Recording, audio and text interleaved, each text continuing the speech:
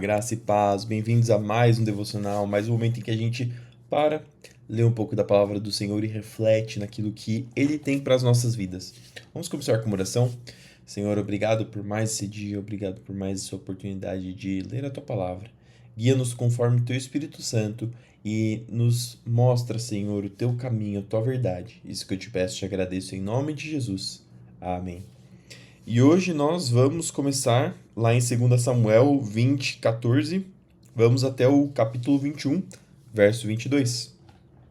Lembrando que a Seba tinha se rebelado contra Davi quando Davi estava voltando, e os homens de Davi foram atrás de Seba para acabar com esse homem que poderia causar uma rebelião. Enquanto isso, Seba passou por todas as tribos de Israel e, por fim, chegou à cidade de Abel-Bet-Maaca. Todos os membros de seu clã, os Bicritas, se reuniram para lutar e o seguiram até a cidade. Quando os soldados de Joabe chegaram, cercaram Abel-Bet-Maaca, construíram uma rampa junto às fortificações da cidade e começaram a derrubar o muro. Então uma mulher sábia da cidade gritou: Ouçam! Digam a Joabe que se aproxime, pois desejo falar com ele. Quando ele se aproximou, a mulher perguntou: O senhor é Joabe? Sim, sou eu, respondeu ele. Então ela disse: Ouça sua serva com atenção. Estou ouvindo, disse ele. A mulher continuou: Antigamente era costume dizer: se precisar resolver um desentendimento, peça conselho na cidade de Abel. Somos pacíficos e fiéis em Israel, mas o Senhor está prestes a destruir uma cidade importante de nossa terra. Por que deseja destruir aquilo que pertence ao Senhor? De maneira nenhuma, respondeu Joabe. Não quero arruinar nem destruir sua cidade, não é essa a minha intenção. Quero apenas capturar um homem chamado Seba, filho de Bicri, da região montanhosa de Efraim, que se rebelou contra o rei Davi. Se vocês o entregarem para mim, deixarei a cidade em paz. Está bem, respondeu a mulher. Jogaremos a cabeça dele para você por cima do muro. Então a mulher levou o seu bom conselho até o povo. Eles cortaram a cabeça de Seba e a jogaram para Joabe. Ele tocou a trombeta e seus soldados se retiraram da cidade. Todos voltaram para suas casas, e Joabe voltou para o rei em Jerusalém. Joabe era o comandante de todo o exército de Israel. Benéia, filho de Joiada, era o comandante da guarda pessoal do rei. Adonirão era encarregado daqueles que realizavam trabalhos forçados. Josafá, filho de Ailude, era o historiador do reino. Seva era o secretário da corte. Zadok e Abiatar eram os sacerdotes. E Ira, descendente de Jair, servia Davi como sacerdote. Durante o reinado de Davi, houve uma terrível fome que durou 3 anos. E o rei consultou o Senhor a esse respeito. O Senhor disse: A fome veio porque Saul e sua família são culpados de terem matado os gibeonitas. Então o rei mandou chamar os gibeonitas. Eles não faziam parte do povo de Israel, mas eram tudo o que restava dos amorreus. Os israelitas tinham jurado que não os mataria, mas Saul, em seu zelo por Israel e Judá, havia tentado exterminá-los. Davi lhes perguntou: O que posso fazer por vocês? Como posso reparar o mal que lhes foi feito para que vocês abençoem o povo do Senhor? Os gibeonitas responderam: Prata e ouro não resolverão a questão entre nós e a família de Saul. Também não temos o direito de exigir a vida de ninguém em Israel. Que farei por vocês então? Perguntou Davi. Eles responderam: Saul planejava nos destruir. Queria nos impedir de ter um lugar no território de Israel. Portanto, entregue-nos 7 dos filhos de Saul, para que os executemos diante do Senhor em Gibeá, no monte do Senhor. Está bem, disse o rei. Farei o que me pedem. O rei poupou a vida de Mefibosete, filho de Jonatas, filho de Saul, por causa do juramento que Davi e Jonatas haviam feito diante do Senhor. Contudo, entregou-lhes Armone e Mefibosete, os 2 filhos de Saul, com Rispa, filha de Aiá.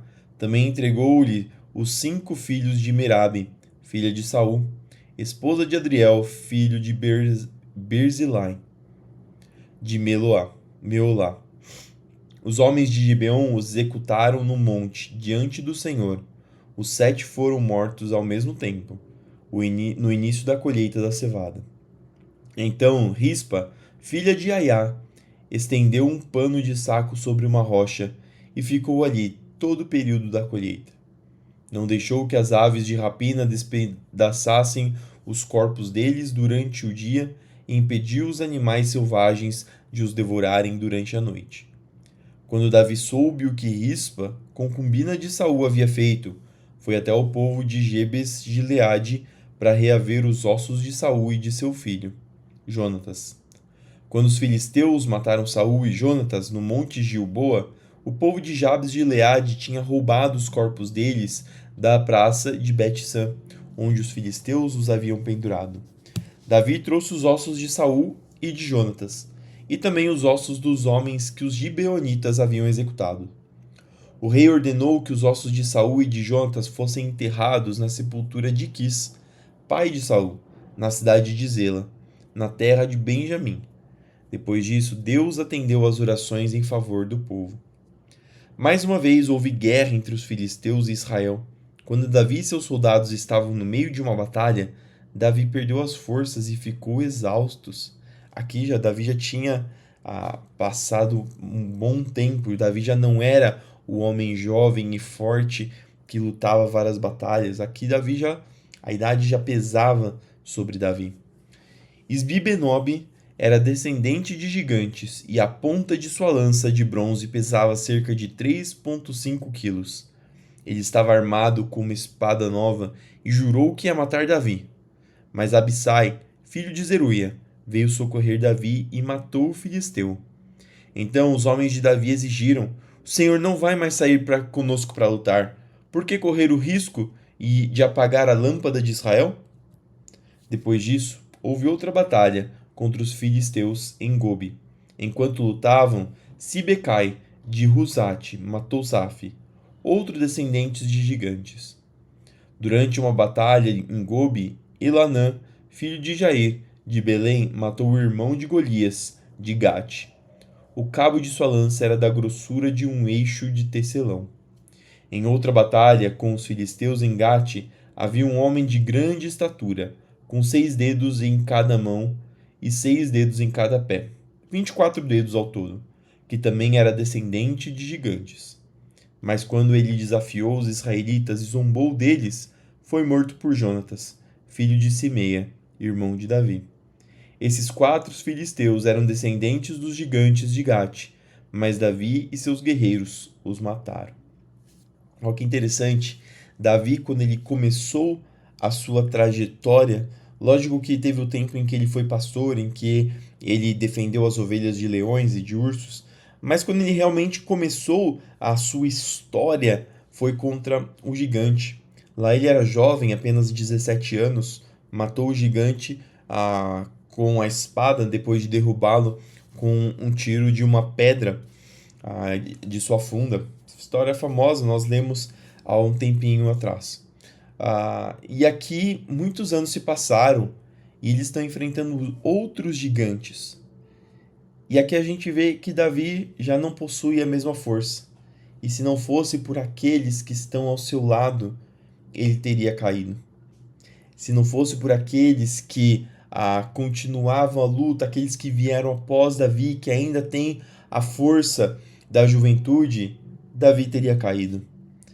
E essa história mostra que por mais que uma pessoa seja boa, por mais que uma pessoa seja talentosa, nosso tempo aqui na Terra é contado e com o passar do tempo nós vamos perdendo a força, nós vamos ficando mais fracos, talvez mais sábios, talvez nós tenhamos utilidade em outros momentos, em outras áreas, mas a nossa força se esvai. E por isso é importante que nós tenhamos outras pessoas que virão após nós. Nossa missão aqui na Terra não se resume apenas a espalhar o Evangelho, apenas fazer a missão de Deus, mas também é muito importante a parte do discipulado, a parte de ensinar a próxima geração, ensinar aqueles que virão com força, com juventude, com energia, para continuar lutando as batalhas e para quando nossas forças estiverem menores e nós estivermos às vezes caindo cansados, eles vierem para nos sustentar. Isso aconteceu com Moisés quando ele estava com as mãos levantadas enquanto o exército de Josué lutava. Quando ele mantinha as mãos para cima, o exército vencia. Quando ele abaixava as mãos, o exército de Israel perdia. E Arão e esqueci agora o nome do outro homem que estava com ele, mas mantiveram as suas mãos levantadas. Ele precisou de ajuda. Davi também. Davi era um herói de guerra. Davi era um rei. Davi tinha feito feitos incríveis, mas ainda assim ele precisou de ajuda de outras pessoas. Não ache que você vai conquistar o mundo sozinho. O Senhor já disse lá mais para frente nas cartas de Paulo, ele vai comparar-nos com um corpo em que cada um é responsável por alguma coisa. Não acho que nós conquistaremos o mundo sozinho. Nós sempre precisaremos de outras pessoas para nos ajudar, para ir junto conosco. E agora nós começamos o livro de Atos. Então, Atos é um livro que vai dizer os atos dos apóstolos, as ações que os apóstolos tiveram. Então, logo depois que Jesus morreu, Jesus ressuscitou, aqui começa o livro de Atos mostrando a trajetória que os apóstolos tiveram, os ensinamentos e aprendizados que eles receberam, a ação do Espírito Santo, o Espírito Santo descendo e como que o Espírito Santo começou a agir através desses apóstolos e através dos primeiros cristãos. E como a igreja foi criada, como que a igreja começou a crescer, se expandir. Veremos também em Atos, o apóstolo Paulo sendo convertido, a conversão do apóstolo Paulo, o apóstolo que foi responsável por várias das epístolas que nós veremos aqui depois no Novo Testamento. Então aqui um dos livros que eu pessoalmente adoro, Atos é um livro muito gostoso de ler, então espero que nós possamos ler juntos nesses nossos devocionais. E diz o seguinte: em meu primeiro livro, relatei a você, Teófilo, tudo o que Jesus começou a fazer e a ensinar, até o dia em que foi levado para o céu, depois de dar a seus apóstolos escolhidos mais instruções por meio do Espírito Santo. Aqui quem escreve o livro de Atos é Lucas. Então ele escreveu, quando ele fala aqui em meu primeiro livro, Lucas escrevendo o Evangelho de Jesus segundo Lucas, e agora ele escreve o livro de Atos. Durante os 40 dias após seu sofrimento e morte, Jesus apareceu aos apóstolos diversas vezes. Ele lhes apresentou muitas provas claras de que estava vivo e lhes falou do reino de Deus. Certa ocasião, enquanto comiam com eles, deu-lhes a seguinte ordem: não saiam de Jerusalém até o Pai enviar a promessa, conforme eu lhes disse antes. João batizou com água, mas dentro de poucos dias vocês serão batizados com o Espírito Santo. Então, os que estavam com Jesus lhe perguntaram: Senhor, será esse o momento em que restaurará o reino a Israel? Ele respondeu: o Pai já determinou o tempo e a ocasião para que isso aconteça, e não cabe a vocês saber. Vocês receberão poder quando o Espírito Santo descer sobre vocês, e serão minhas testemunhas em toda parte, em Jerusalém, em toda a Judéia, em Samaria e nos lugares mais distantes da terra. Depois de ter dito isso, foi elevado numa nuvem e os discípulos não conseguiram mais vê-lo. Continuaram a olhar atentamente para o céu, até que 2 homens vestidos de branco apareceram de repente no meio deles, e disseram: Homens da Galileia, por que estão aí parados, olhando para o céu? Esse Jesus, que foi elevado do meio de vocês ao céu, voltará do mesmo modo como viram subir. Então voltaram do Monte das Oliveiras para Jerusalém, cerca de 1 quilômetro de distância. Quando chegaram, subiram à sala no andar superior da casa onde estavam hospedados. Estavam ali Pedro, João, Tiago, André, Filipe, Tomé, Bartolomeu, Mateus, Tiago, filho de Alfeu, Simão, o Zelote, e Judas, filho de Tiago. Todos eles se reuniam em oração com um só propósito, acompanhados de algumas mulheres e também de Maria, mãe de Jesus, e os irmãos dele. Por esse tempo, quando cerca de 120 discípulos estavam reunidos num só lugar, Pedro se levantou e disse: Irmãos, era necessário que se cumprisse as escrituras a respeito de Judas, que serviu de guia aos que prenderam Jesus. Esse acontecido havia sido predito pelo Espírito Santo por meio do rei Davi. Judas era um de nós e participava do ministério conosco. Ele comprou um campo com o dinheiro que recebeu por sua perversidade. Ao cair ali de cabeça, seu corpo se partiu ao meio e seus intestinos se derramaram. A notícia se espalhou entre todos os habitantes de Jerusalém e eles deram o lugar o nome aramaico Aceldama, que significa campo de sangue. Pedro continuou: Estava escrito no livro de Salmos que sua casa fique desolada, sem ninguém morando nela. Também diz que outro ocupe seu lugar. Agora, portanto, devemos escolher um dentre os homens que estiveram conosco durante todo o tempo em que o Senhor Jesus andou entre nós, desde que ele foi batizado por João até o dia em que foi tirado de nosso meio e elevado ao céu. O escolhido se juntará a nós como testemunha da ressurreição. Então indicaram dois homens: José, chamado Barsabás, não é Barrabás, é Barsabás, e conhecido também como Justo, e Matias.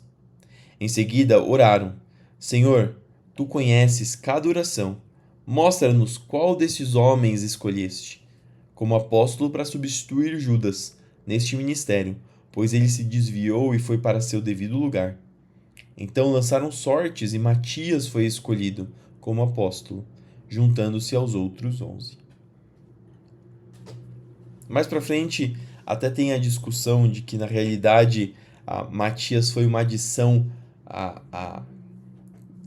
uma adição não guiada totalmente por Deus, porque quem deveria ocupar o 12º lugar seria Paulo, que vem depois. E isso é similar ao que Abraão fez quando ele teve Ismael, ao invés de esperar a promessa de Deus até que viesse Isaac. Mas são algumas estudos que acabam dizendo isso. Talvez eu possa trazer um pouco mais para frente alguma coisa sobre isso. Salmo 121, do 1 até o 8. Cântico para os peregrinos a caminho de Jerusalém. Olho para os montes e pergunto: de onde me virá o socorro? Meu socorro vem do Senhor, que fez os céus e a terra. Ele não deixará que você tropece. Aquele que o protege não cochilará. Aquele que guarda Israel não cochila nem dorme. O Senhor é seu protetor. O Senhor está ao seu lado, como sombra que o abriga. O sol não lhe fará mal de dia, nem a lua de noite. O Senhor o guarda de todo mal e protege sua vida. O Senhor o guarda em tudo que você faz, agora e para sempre. E por fim, Provérbios 16, 18. O orgulho precede a destruição, a arrogância precede a queda. Não sejamos orgulhosos nem arrogantes. E essas foram as palavras que tínhamos para hoje. Espero que elas entrem em seu coração, que achem morada, que você continue meditando no seu dia, nisso que nós lemos, nisso que nós meditamos. Senhor, obrigado por mais essa oportunidade de ler a Tua Palavra. Continue conosco, falando em nossos corações. Senhor, para que o Teu Espírito, enviado lá no Pentecostes, continue falando em nossos corações e nos guiando sobre a verdade, nos capacitando, nos dando discernimento e sabedoria. Abençoa o nosso dia, para que o nosso trabalho, nossos estudos, nossos afazeres venham glorificar o Teu nome, para que o Senhor vá à nossa frente, nos guiando e nos conduzindo conforme a Tua vontade. Senhor, não deixe que nada de mal aconteça com o Teu povo nesse dia, para que o Senhor nos proteja de toda cilada, de toda armadilha. Abençoa aqueles que estão doentes, para que eles possam se recuperar, para que eles possam ter, Senhor, o Senhor indo à sua frente para te restaurar, para que possam sentir a sua mão de cura. Senhor, guia-nos conforme a tua vontade, traga o sustento para o seu povo, para que nenhum dos seus filhos, Senhor, passe necessidade. Dê-nos o pão de cada dia. Isso que eu te peço e te agradeço em nome de Jesus. Amém. Fique com Deus, que tudo que você fizer no seu dia prospere. Não se esqueça de fazer tudo para a glória do Senhor. E não se esqueça que nós somos a Bíblia que o mundo lê, que nós reflitamos exatamente aquilo que a Bíblia diz. Fique com Deus e até amanhã para mais um devocional.